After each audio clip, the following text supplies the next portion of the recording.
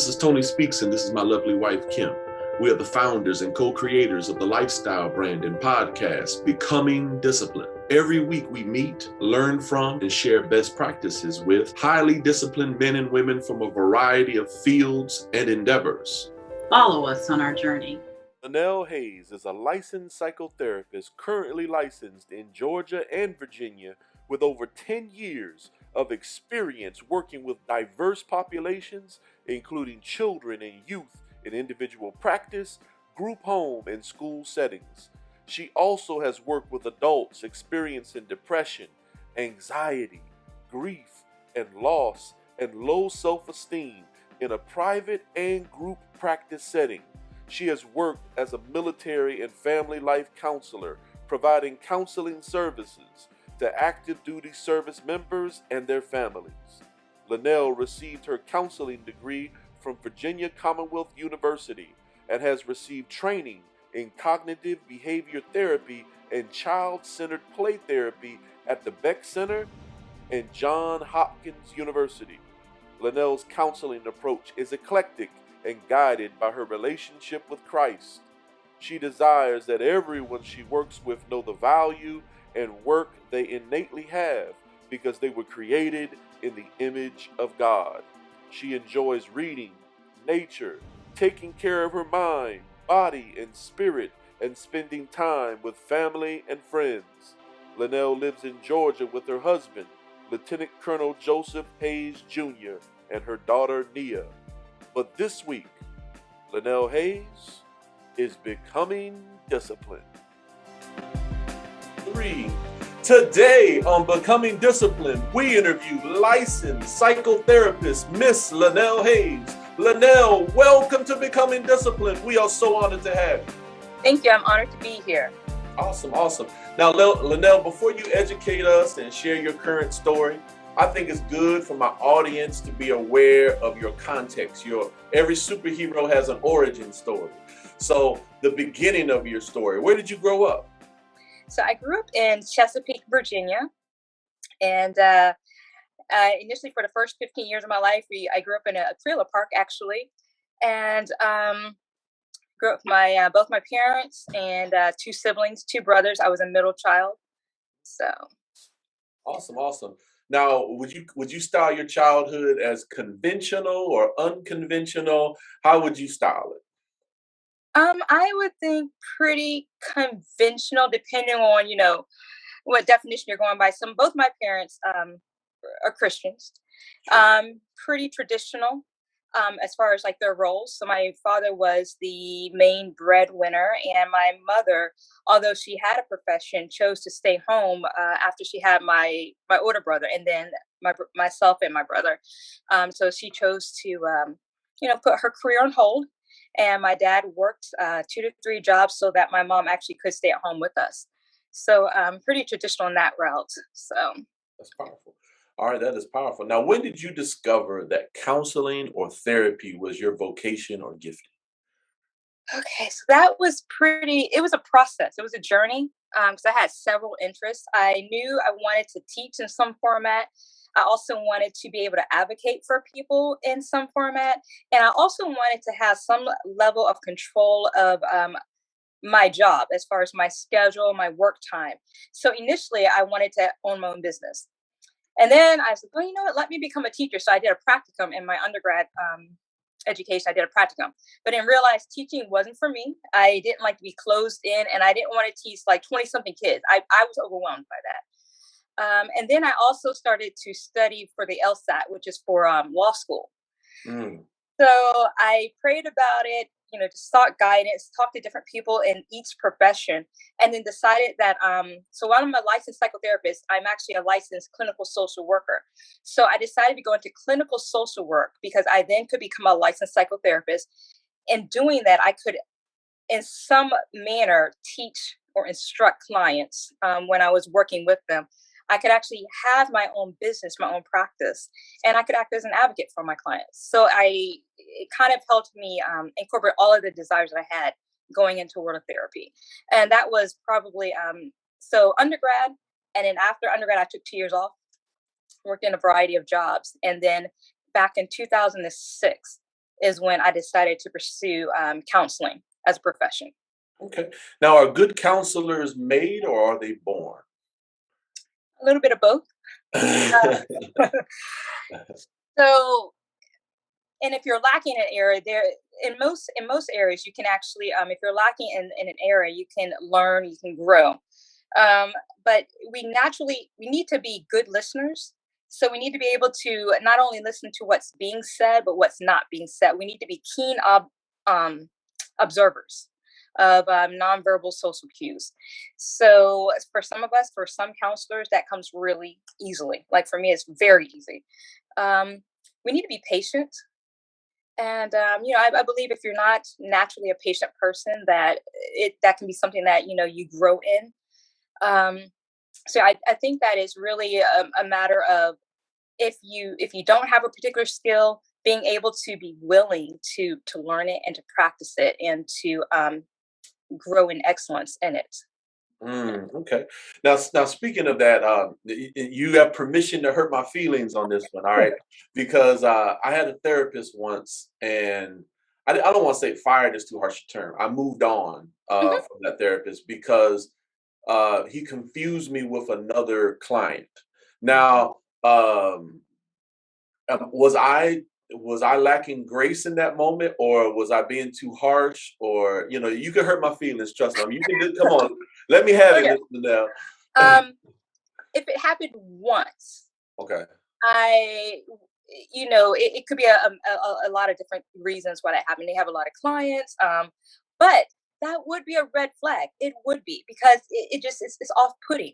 Did you not look at your notes before? I came to visit you. That's something that great counselors are going to do.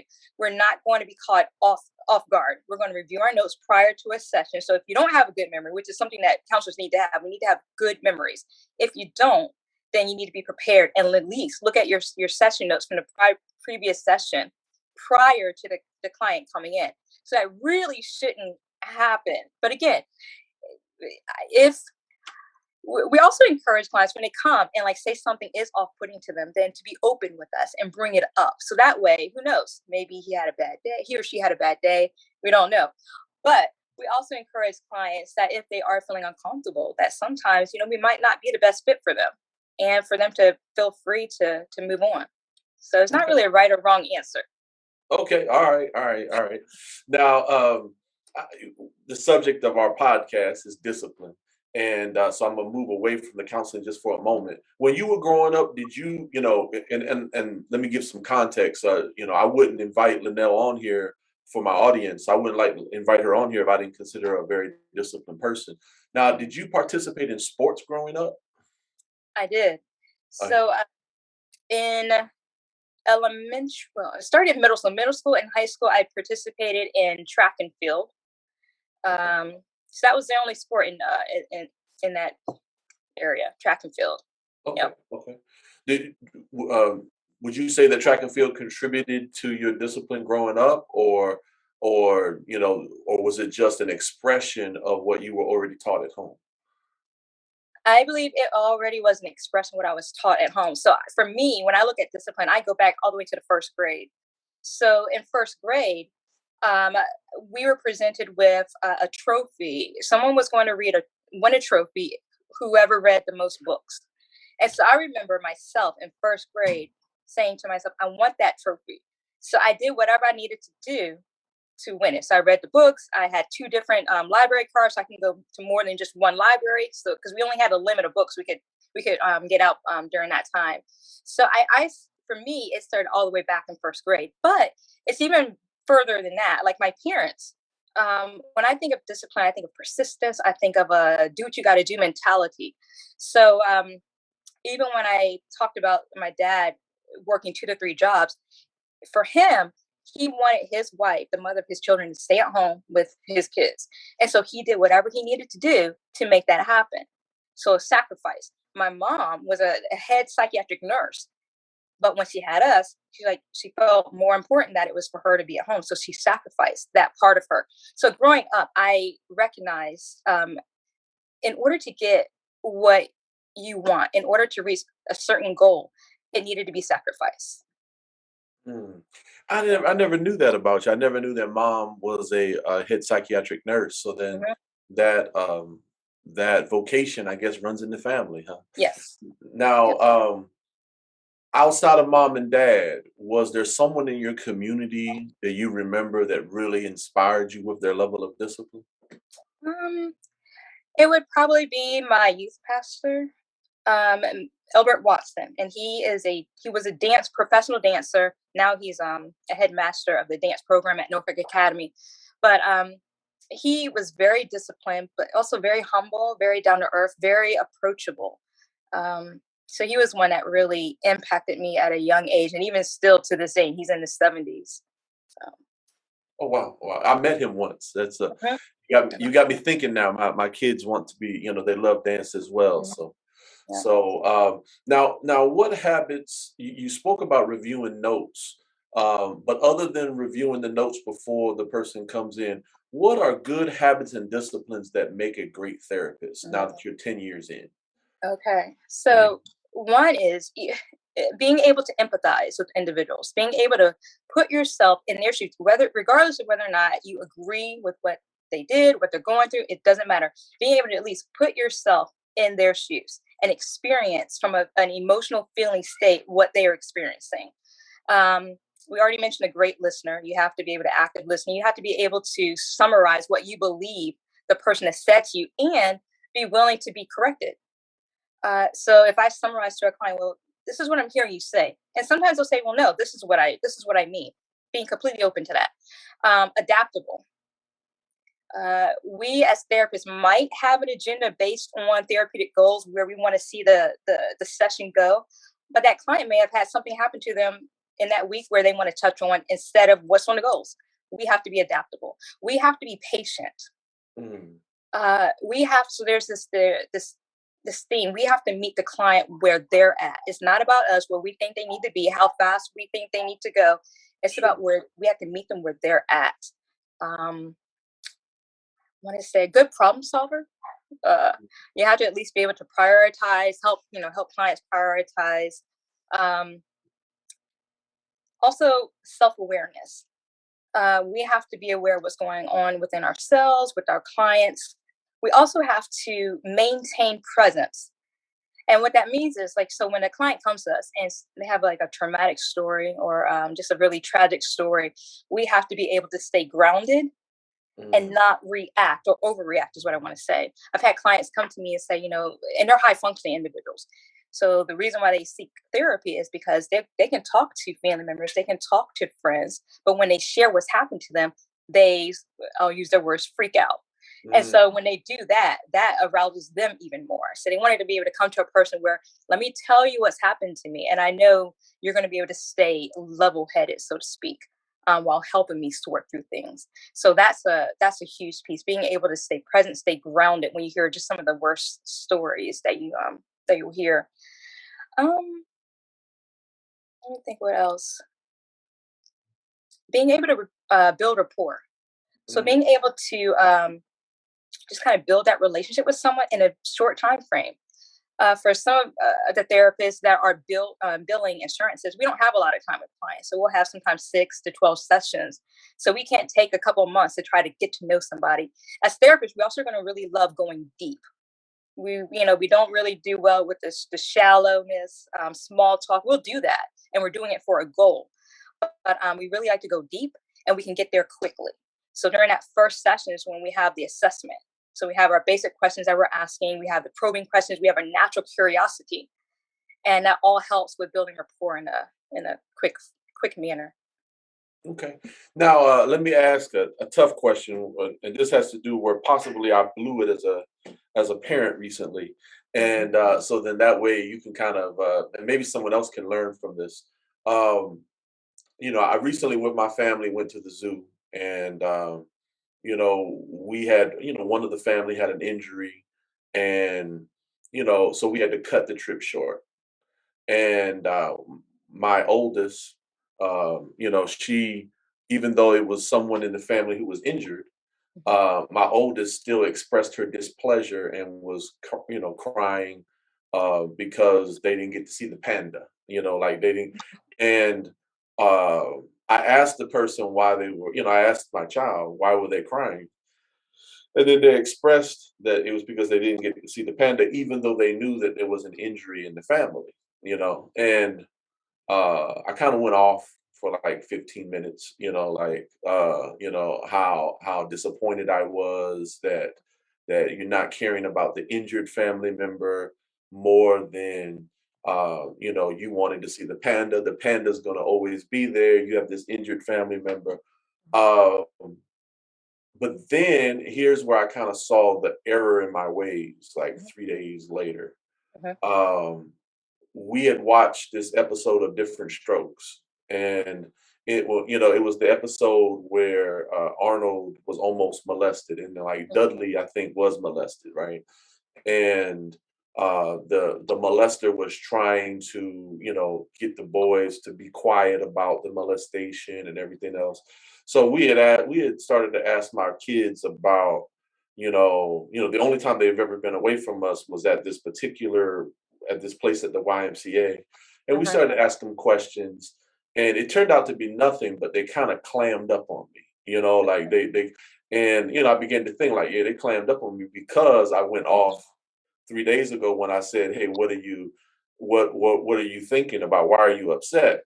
Mhm. So I guess why I'm here, you've counseled a lot of young ladies, and I guess the advice, I'm being real transparent here. The advice I'm seeking is this: on one hand, when you ask the person what they're thinking, and then they tell you, but it's a very selfish thought, and it's not you're not caring about your family member who's injured. That's not a good thing. And as a parent, I want to kind of guide my family away from narcissistic behavior or selfish behavior or what have you. But on the other hand, I don't want to create a climate where uh, they don't share what they're thinking. Mhm. You see what I'm saying? That's So, all. as a person who's a therapist and who's counseled a lot of young ladies, what do you recommend for parents to find that balance? So that's a good point. And I see that, whether it's with parents or even just in any type of relationship, when we're asking someone, "Oh, what are you thinking?" Or how are you feeling? Why are you feeling a certain way? I think sometimes we already have a preconceived idea of what they should be thinking or what they should be feeling. So I think there's a level of expectation that we're seeking from them, even though we're asking them for honesty, right?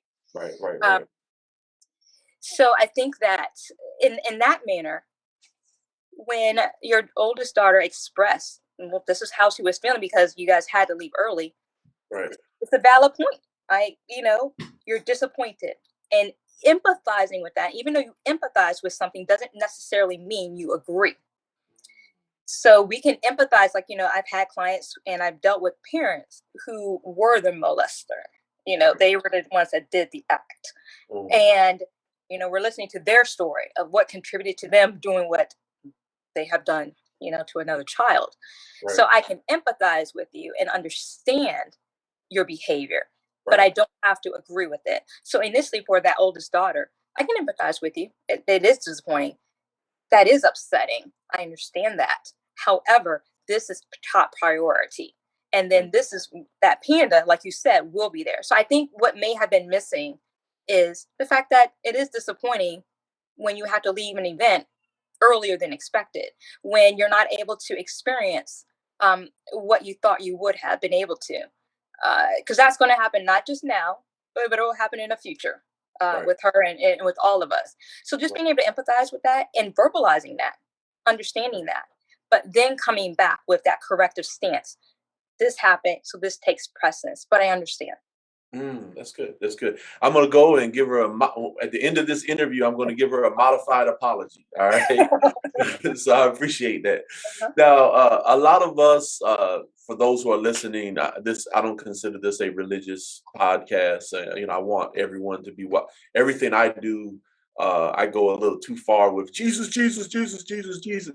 So Uh-huh. with this podcast, I wanted to have more of a secular feel, I guess you could say, to be able to reach everybody. But just to be honest, I mean, transparency for anyone who's listening who doesn't know me, I'm a pastor, and I've recently been talking to other pastors where we are seeing like a mental health pandemic where it just seems like an uptick of people who are having a lot of issues. And I have read, I can't cite the studies, but I have read statistics of it looked to me to be reliable sources of an uptick in the last 18 months of issues.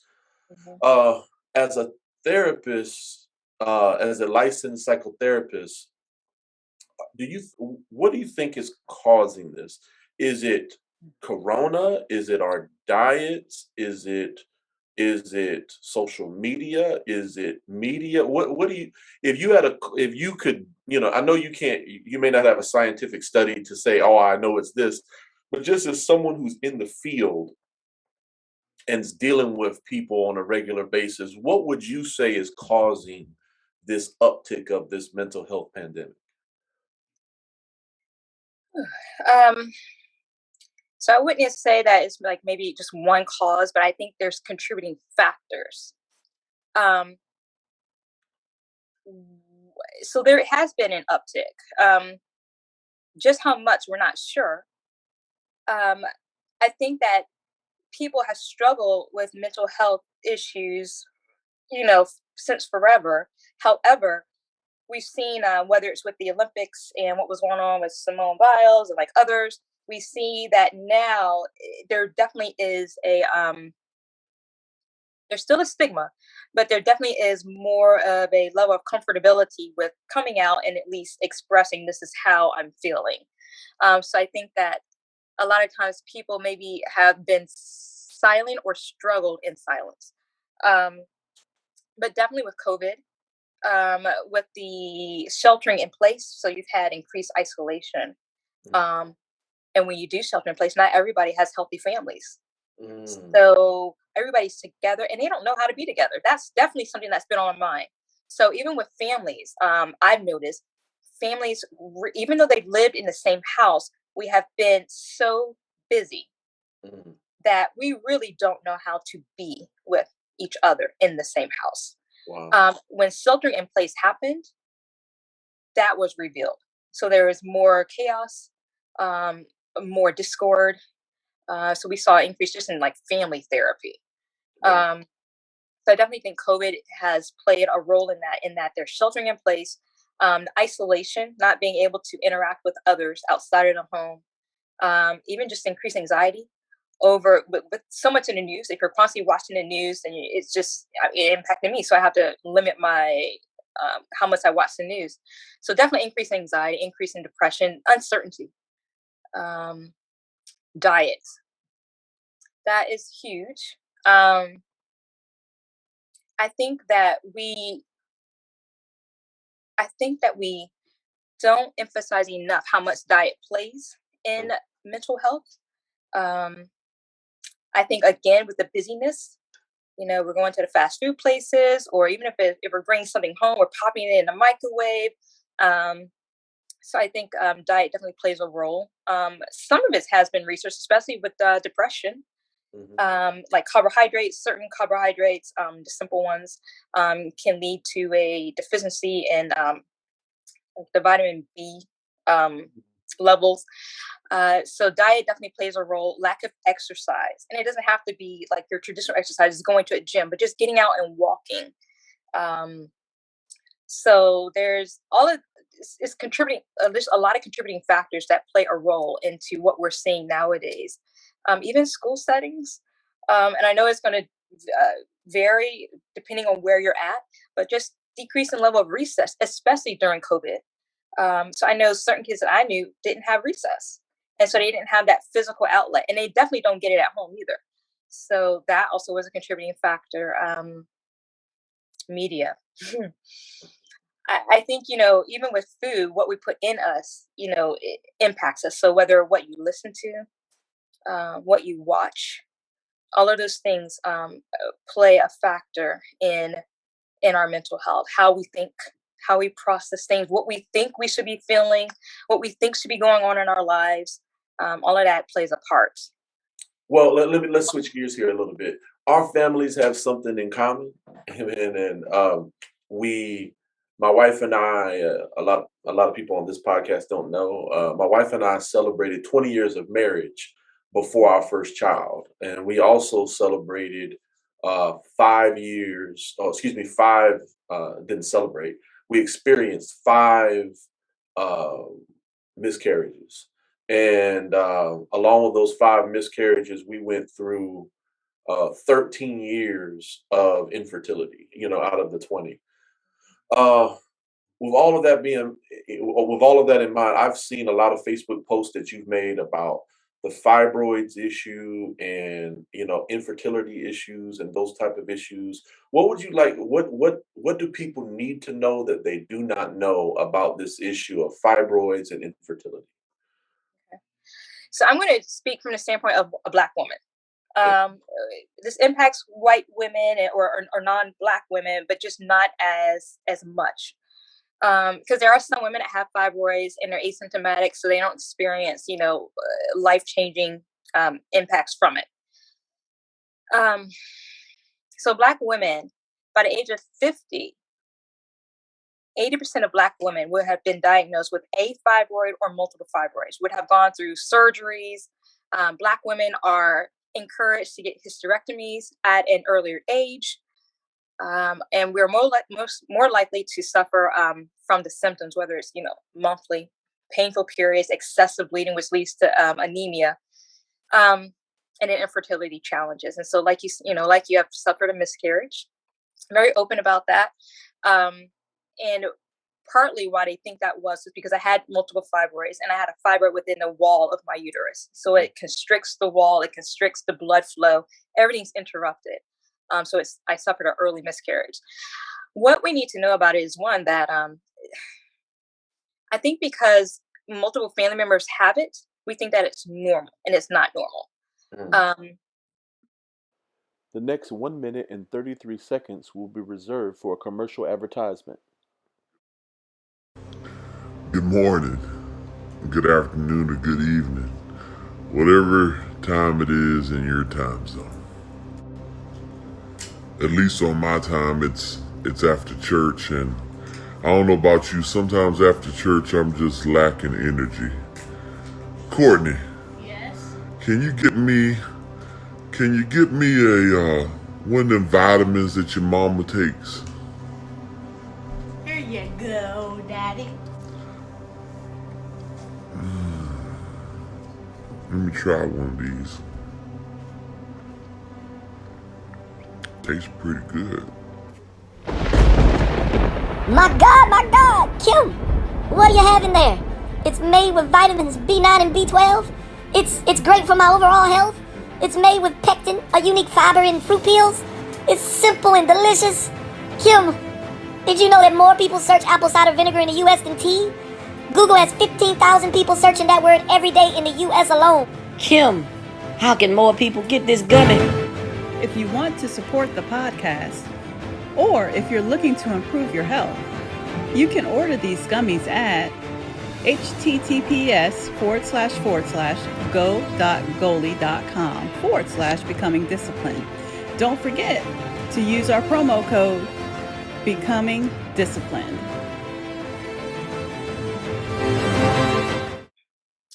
We need to be advocates of our bodies. I know when I first noticed the fibroid, I was in my early 30s, and I went to the doctor. I was exercising. I was just, examining my stomach, and I felt something. And I looked it up, and I was like, oh, I think this is a fibroid. So I went to the doctor, and I told him, I said, I think I have fibroids. So he examined my stomach. He's like, I think it's your stomach muscles.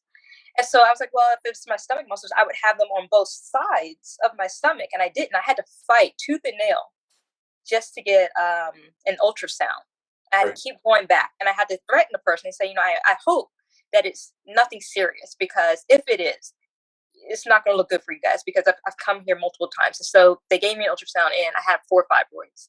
So I would encourage Black women, or just women in general, but specifically Black women, I would encourage them to really be on point with their gynecological health.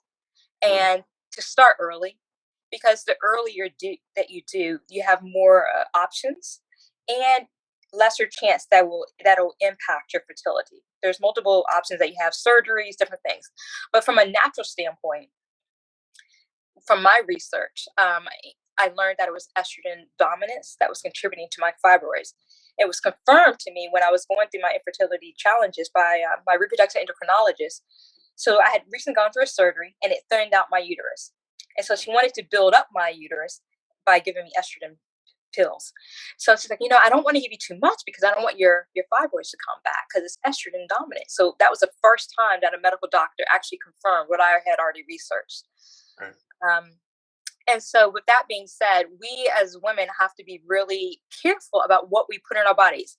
So you know how chicken is not red meat, so it's considered a healthier choice than red meat to eat more frequently if you're going to eat meat. However, I learned that chicken is heavily hormonally based. And so it's one of the worst foods that we can eat for those of us that struggle with these fibroids. Right. So does that mean I'm going to cut out all chicken or all meat? Probably not. But what I do need to do is increase my level of fiber intake, because the fiber helps remove excess estrogen from our bodies. So it's just a balance. But you got to do your due diligence and research. You got to reach out to other women who have experienced it, but then have actually moved past it and had success in their areas as far as getting rid of them and then, obtaining whatever goals they wanted to have. You got to reach out to the ladies who've had success. Even with the level of stress. So stress contributes to fibroids because it increases your cortisol levels. So it's just so much we have to do with self-care. And as Black women, a lot of us are engaging in what I call like this superwoman mentality where I can just do it all, right. But it's always going to come at a cost. It will always come at a cost. So we have to be willing to engage in self-care.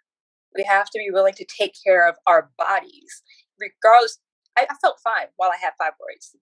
Outside of my menstrual cycle, I felt fine. I was fit. I looked fit. I wasn't overweight. None of those things. But I wasn't doing my due diligence in what I was putting in my body. I was acting out of ignorance. That's good. And so once I learned, then I had to do better. But the diet plays a really big role. I know for me, I was actually going to go through IVF to try to conceive. I had spoken to several doctors, and one doctor told me that, you're not going to have any success unless you do IVF. And he's like, even if you do IVF, you're probably going to have to do donor eggs based on my numbers from lab reports. I had another doctor based in Missouri that I was going to go to, and he was really good. But he kind of came from a fear-based standpoint. I would hear him in lives, and he would say, the women who didn't do IVF, they ended up not having kids. They ended up being depressed. They ended up being this. They ended up being this. And so a while back, I always reminded myself that I would never not do anything based out of fear. So it just was, to me, it was fear-based. Sure. And that's when, so I was supposed to start treatment in August 2020, but I just didn't feel right about it because they wanted me to take birth control pills.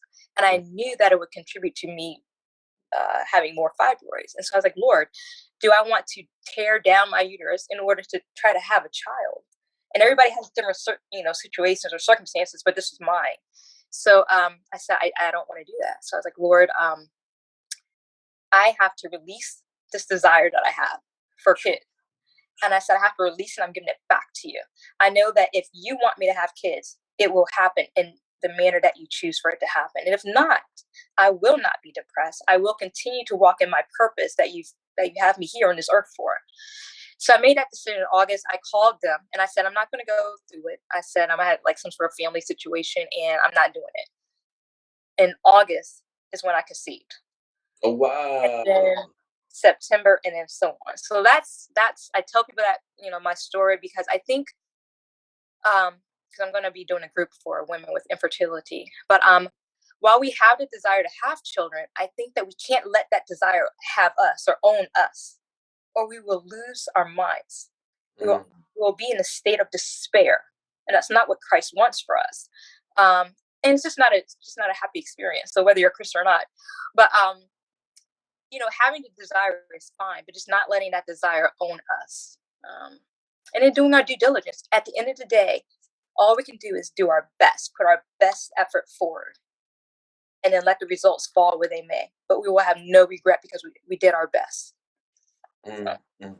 That's good. That's very powerful. I think a lot of people need to hear that. I think as well, the stats kind of show that Black women in particular have to work extra hard to ensure that doctors treat them equally and fairly. I think that there are statistics and information out there regarding that. Um, I even spoke to uh, the one of the former presidents of the Virginia NAACP, and she even suggested that Black women, when they go into their doctor, ask them have they had any training for bias.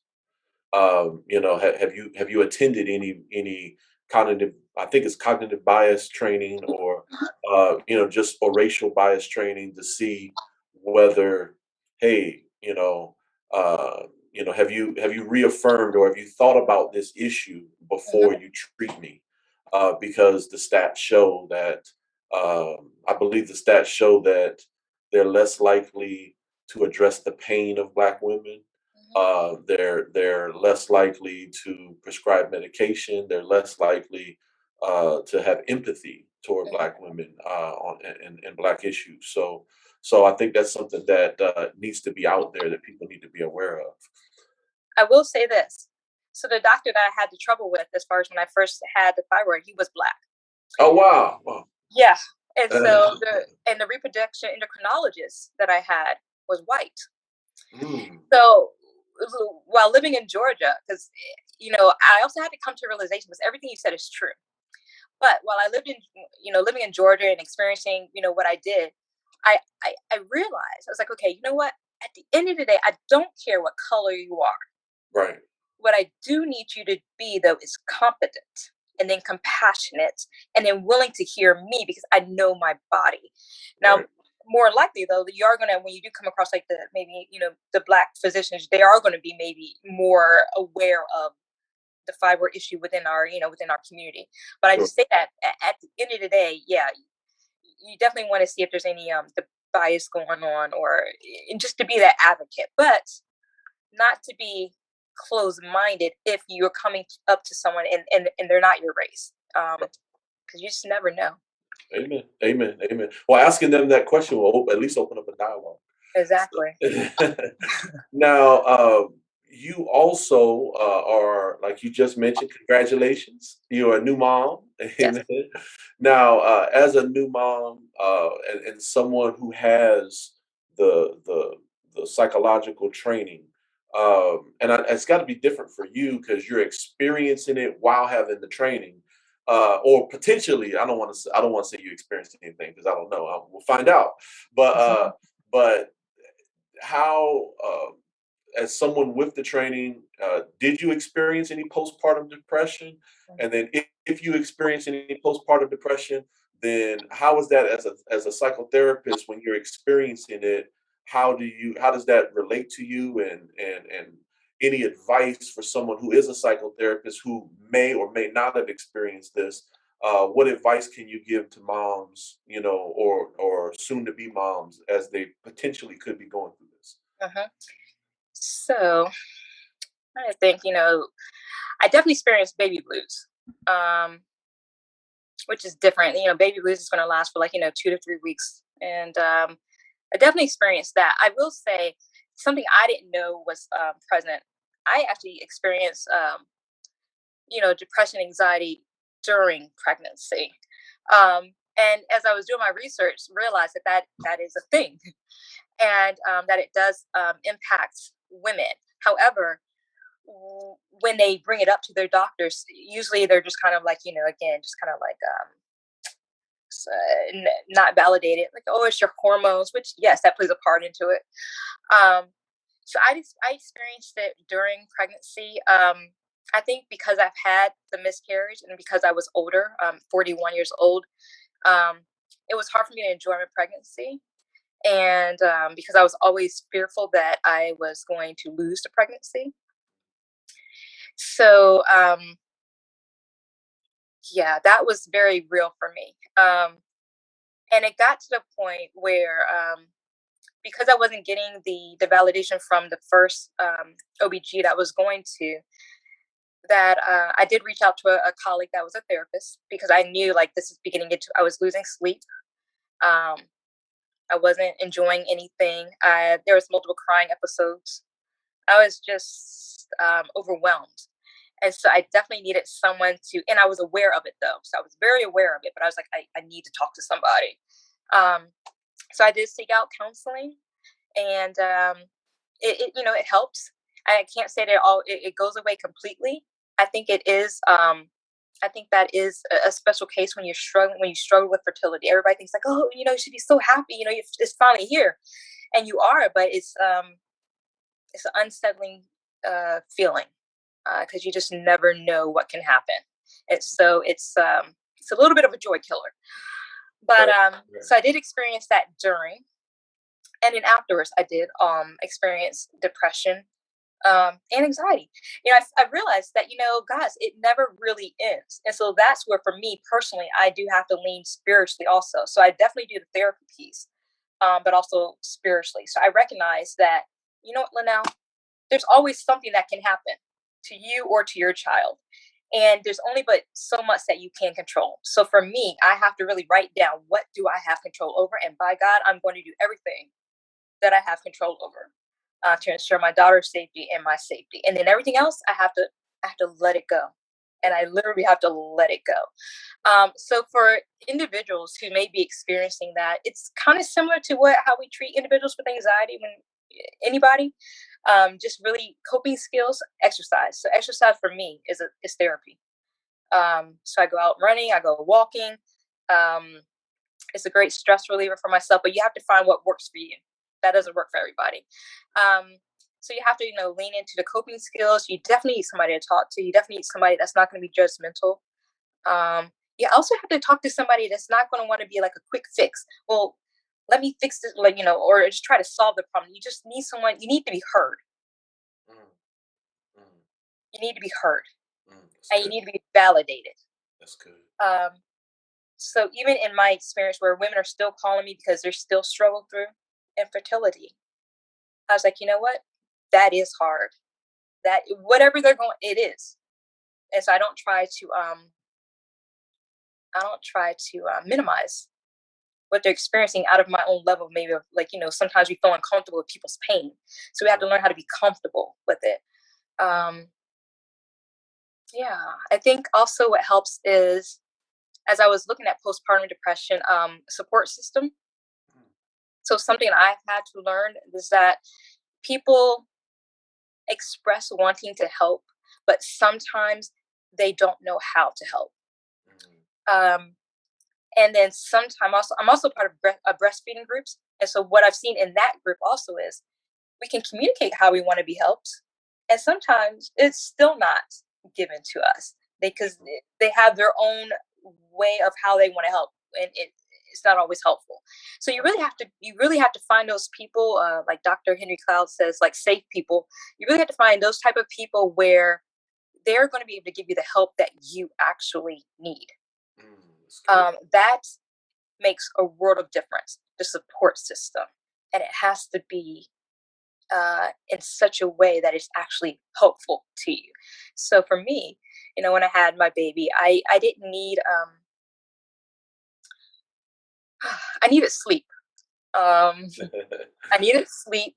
I was breastfeeding, and so it's, I think people understanding their roles, their own individual roles. And sometimes there needs to be clarification with what those roles are because people have different expectations.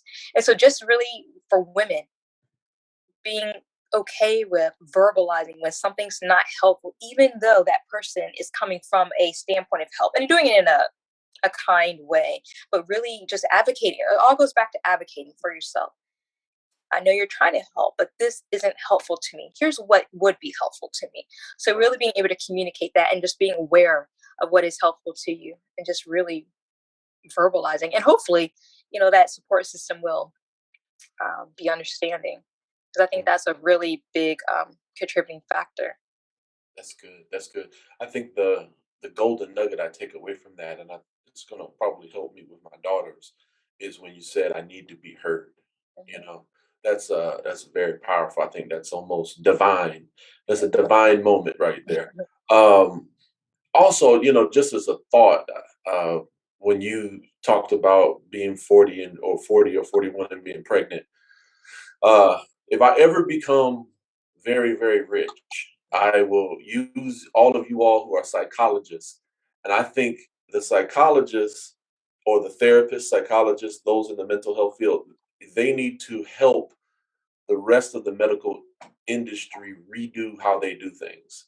And that needs to be like a revolution, because they treat the body and they ignore the psychology of the mind. And one way, the reason why I'm mentioning that is my wife was 40 and pregnant, and psychologically, when they put the term, I think it's a geriatric pregnancy. When you Yes. when you when you hear that terms it just it works. It psychologically works against you, Mhm. And I think just labeling it with that label, they've got to be wiser in how they put those type of labels on people, because then I Yes. think that can be a negative thing. So if I ever become a billionaire, that's what I will do, is I will force the medical industry to to rethink how they do things. Definitely. Um, you're also a new military spouse, and having to deal with deployments, and of course we just lost some soldiers and sailors. Um, my question is, what advice do you have for, I know you're relatively new, but as a relatively new military spouse just experiencing this, what advice do you give for anyone who is about to marry a military man, or they're about to embark upon that? What thoughts do you have? I know it's new for you, but but sometimes the new thoughts are the best thoughts because they're fresh and they're like right off the factory floor. So Mhm. what are your thoughts as a brand new military spouse? So what advice can you give? So definitely brand new, and also have been through a 6-month deployment, and will be coming on a year deployment actually. Um, so one, don't be naive. Okay. So I'm a big researcher. So military, definitely research. They're going to go through deployments. They're going to go through their TDYs, meaning it's in state, but they'll go away for 2 weeks at a time. Know what you're getting into, because you're going to be getting into some stuff. Right, Um, right, whether or not that's a good fit for you, it's not a good fit for everybody. right. And then if it's someone that you're really truly, this is the one, and then just really creating a plan to work through it. You really got to communication. So with the deployments or TDYs or just long work hours, my husband works long hours, so he comes home 6:30, but then he's going to bed like 9:15, Right, right, um, right, right. and then he needs to be able to kind of come down from his work stance, and so that's whether it's TV or on his phone or whatever have you, and I'm ready to talk and engage, and I love deep conversations. So for me, that was one of our biggest struggles, and just knowing how to compromise and again hear each other and have each other be understood. So I think communication is huge, Mhm. and recognizing what it is, what is your love language. I'm a big advocate of understanding personality, Sure. um, because we can communicate all day, but there's a saying, gosh, what's that saying about communicate?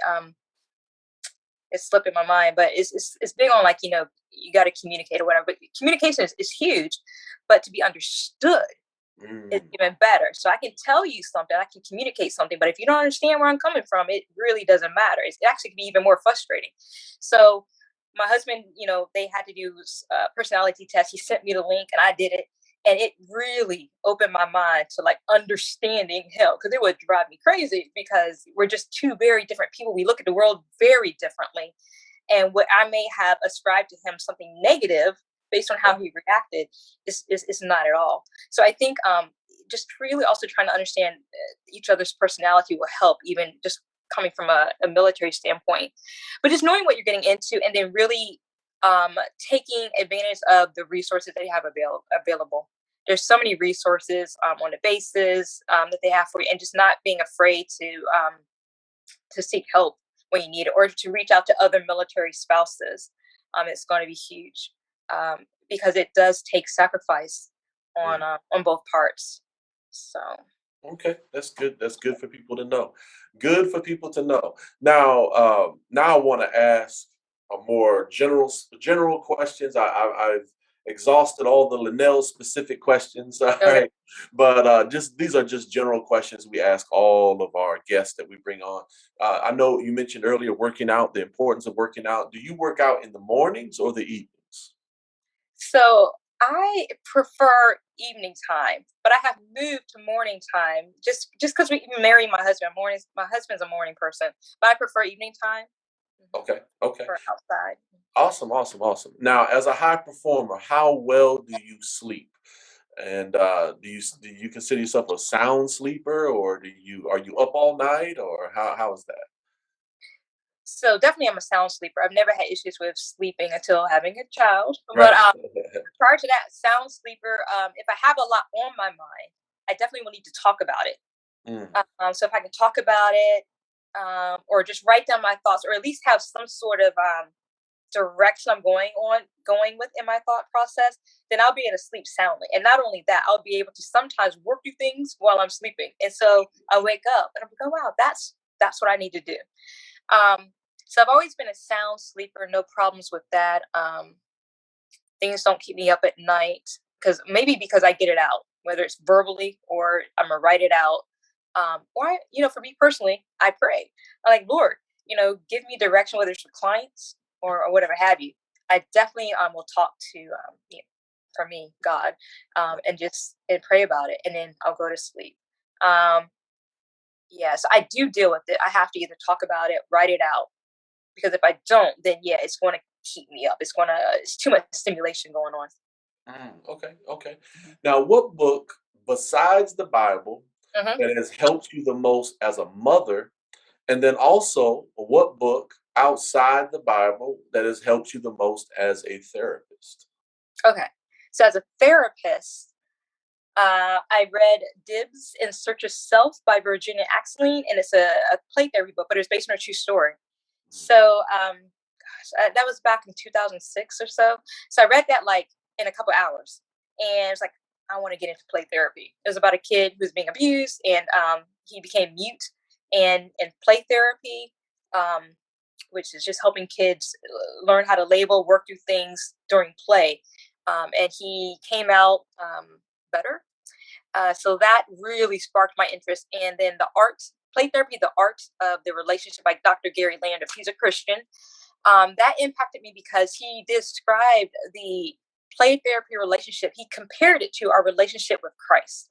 And for me, it was just profound because I had never, it just opened up so many different ways of thinking about our relationship with Christ. So that was as far as a therapist. As a mom, I think those two books helped me because that's what I plan to do with Nia, my daughter, just really playing with her and just continuing to build upon that bond. I think that helped me. I haven't read any direct books right now on motherhood, other than what they gave me from the OBG. But, I've always been just very fascinated with Bonhoeffer. Awesome. And, for me, that helps me as a mother because he comes from a spiritual standpoint. Just a lot of nuances that occur in life, hardships that occur in life, and how he had to work through that. So for me personally, as a mother, I approach motherhood like I approach when I had a career. Or, I'm going to persist. I'm going to research. I'm going to, seek guidance from other wise people, God. So that impacts me to this day as far as what type of mother I want to be. I think Boundaries also by Dr. Henry Cloud. helps me as far as in motherhood, just with different family dynamics. Okay. I have a, I have a direction as far as how I want to parent based on, who I am. And I realized that other people have different ideas.